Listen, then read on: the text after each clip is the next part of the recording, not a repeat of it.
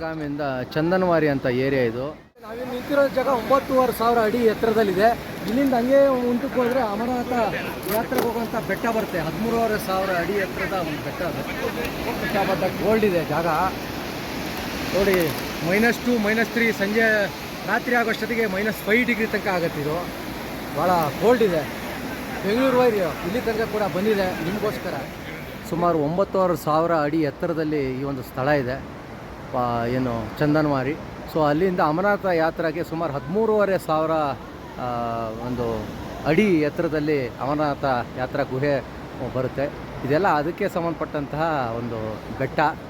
So ಇಲ್ಲಿ ನೋಡ್ಬೋದು ಚಂದನವಾರಿ ಅಂತ ಏರಿಯಾ. ಸಾಕಷ್ಟು ಥಂಡಿ.